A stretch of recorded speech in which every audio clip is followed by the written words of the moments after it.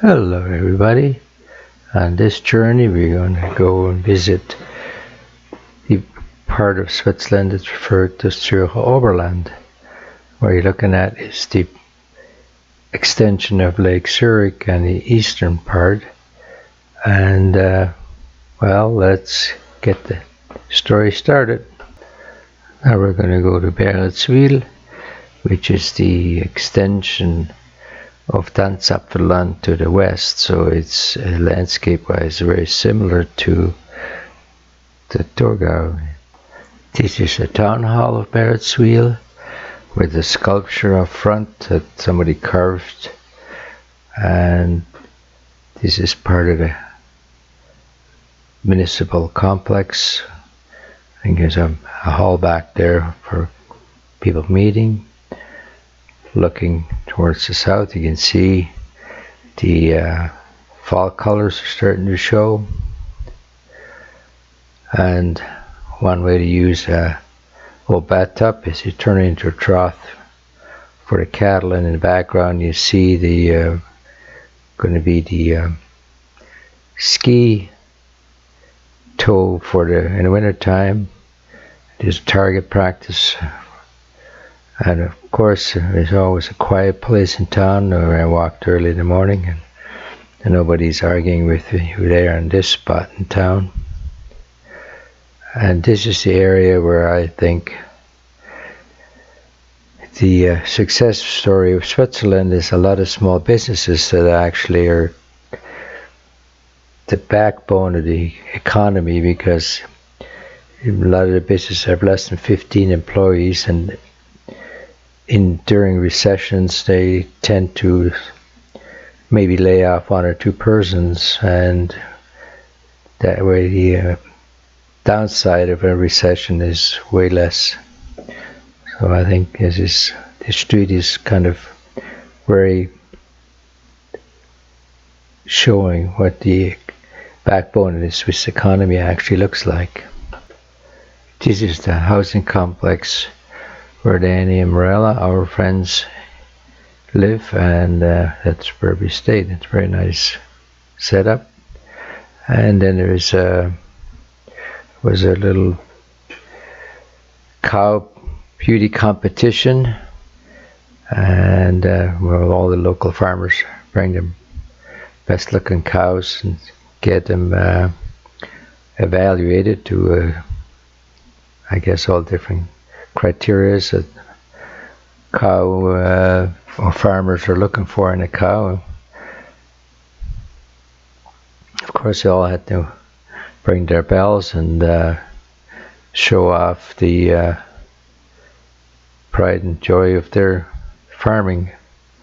For some reason, these two cows didn't make the cut, so they're looking kind of rejected over there on the side.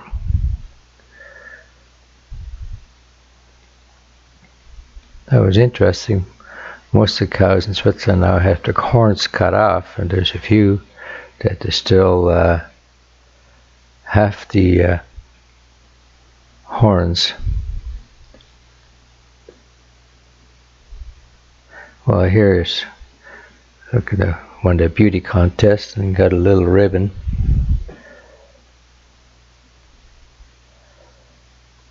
Also for the kids, they're little goats.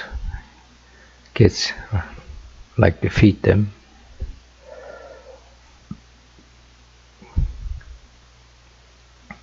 Also calves.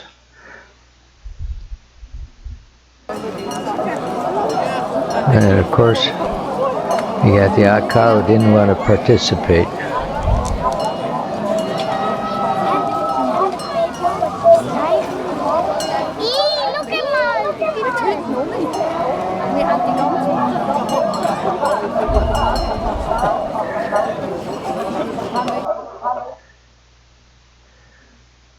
Well, and then we're off for a little hike down to Bauma to see where the steam train started. We're going to take a ride on the train.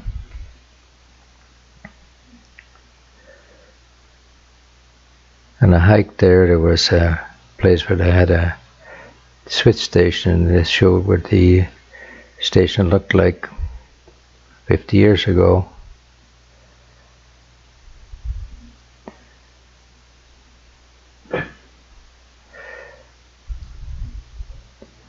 Well, there's a train coming by again. It's quite impressive.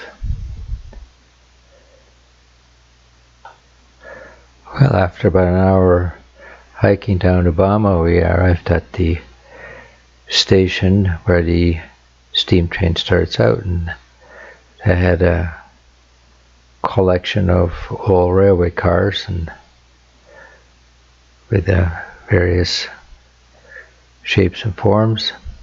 This is more like a passenger rail car. This is just a steam engine that pulled us up to Beiretswil again. And unfortunately, they were burning coal to keep the old engine going, and it ended up being a bit of a smoky affair. This is a conductor that makes sure that everybody's had a ticket and everything was running smoothly. Well, here's just our train ticket, and this is actually the old-fashioned ticket that they used to have back in the 50s and 60s. Train is reshuffling to turn around. You can see it's kind of dirty. Well, these two ladies are ready to go, so let's go.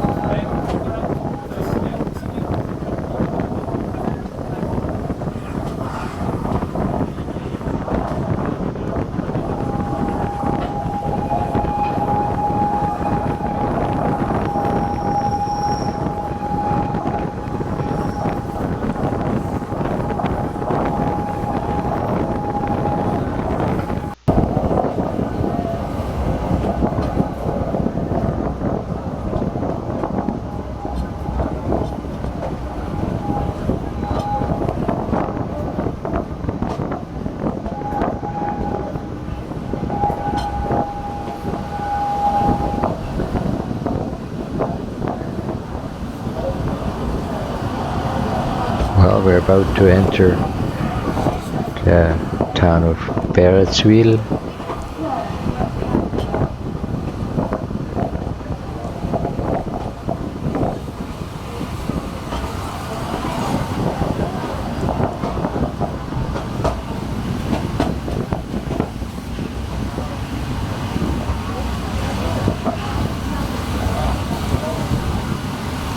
Well, one thing that was really neat, that people, when they saw the train, they would wave and smile, and young and old, everybody was cheery to see us going by on the steam train. That was actually the neatest part about the whole journey.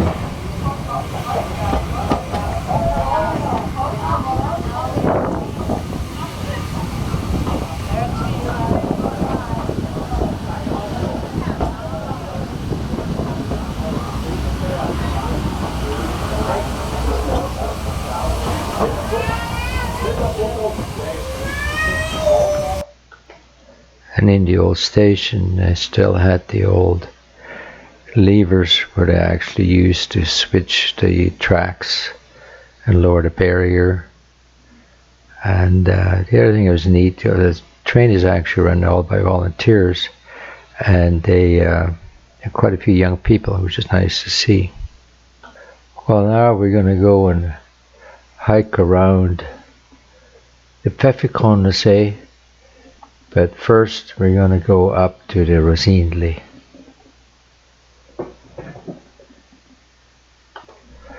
This is a very popular destination for people in the area. Also, it's very family oriented. Got play swings, and this is a slide, and this slide apparently has been there for 30 some years, and I know it does look like a little worn out in places, and even little dwarfs are hanging out.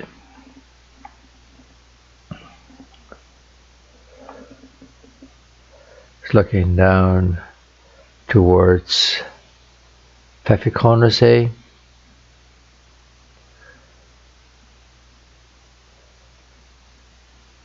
Unfortunately, it was a Monday and the restaurant was closed, so we did not get our coffee.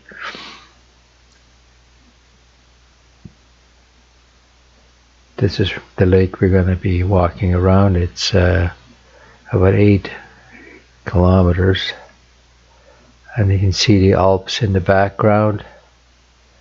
Very beautiful spot. And there's Danny Morella getting ready to carry on with the next hike. Well, now we're down by the Pfefferkornsee, and one of the first things we visited was the Roman ruins, and apparently the Romans built this to protect themselves against the northern tribes. And looks like somebody is getting for a nice lunch there. Look at that nice bun. Karen is taking a rest, enjoying the nice fall weather. And along the hike along the lake there is this swimming pool, and if you don't feel like swimming in the pool, you can go jump in the lake. Very peaceful. I'm sure it's quite busy in the summertime. And here's the temperature. The pool is 24 degrees. Well, it's heated. The lake is 16.7, and the drinks are cool at 7. Now, what's interesting about Pfefferkorn is my father actually took his apprenticeship there in, I guess, 1925 to 28, and his dad actually had to pay the master gardener to train my dad to be a gardener, and that's quite a while ago. Now this fellow is trying to catch something. Maybe they're having more luck. On this lake, no motors are allowed, so it's either rowboats or relatively small sailboats. Well, now we're on the south side of the lake, where there's mostly agriculture, and there's a apple orchard and pear orchard, and they all grown as espalier, so it's a high density orchard. Well, we're moving along. Now the question is, to we turn left or turn right? Well, I think Danny Morella knows. So we end up at this farm that's kind of geared for visitors, and there's Darth Vader, and I'm sure you know this fellow. Well, we keep on walking further east. There's a beautiful chapel. Nice overlook from the cemetery.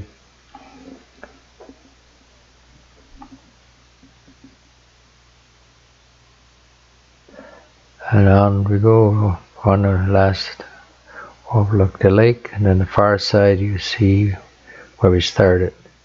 Now the next trip we're actually gonna hike up to Pfannenstiel. We took the train to Meilen and then the bus up to Pfannenstiel, and Pfannenstiel actually means panhandle, and it's a very popular hiking destination.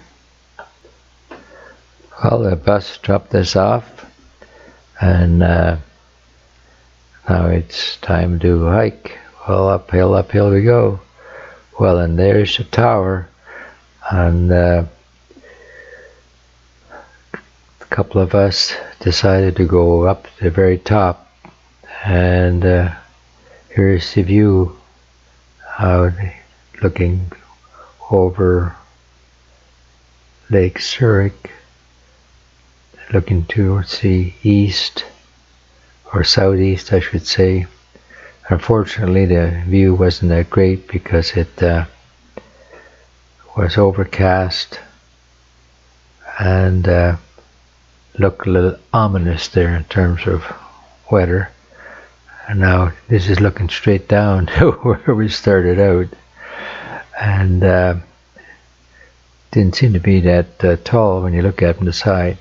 Now, one of the interesting things that we saw was the on top you had this target, so you could actually pick a spot where you wanted to see. Say you saw a mountain and you just kind of put the visor out towards the mountain and line it up, and then there is the description down below, and you can say, oh yeah, this is Mount Matterhorn or whatever, Mount Pilatus, and I thought that was amazing. It was quite interesting. Well, we carried on with our hike, but unfortunately the rain did come up, and that kind of took away the bright sunshine. However, we marched on, carried on.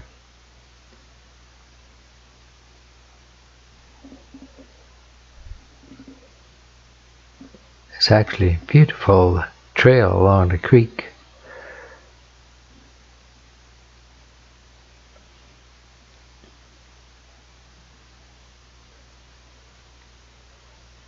Karen was able to get some nice pictures of the vegetation. Well, there's another dwarf trying to avoid the rain. Well, after a soggy hike, we ended up at Monica's house. She prepared a nice supper for us, and we enjoyed ourselves there, and Stefan and Maria as well. After a nice dinner, we took the bus to the main railway station in Zurich, and since it was October, they also set up for an Oktoberfest, so there was a pretty wild happening in Central Station, I guess equivalent to the Union Station.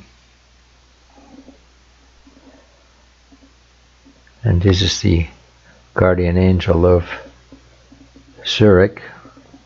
Shows you how Zurichers are quite a cheery bunch. Well, I hope you enjoyed this little story, and to wrap things up, we're going to a church where Danny Gerber and his choir did a performance, and it was very enjoyable. So we'll just listen to that, and I hope you'll enjoy it. Bye bye.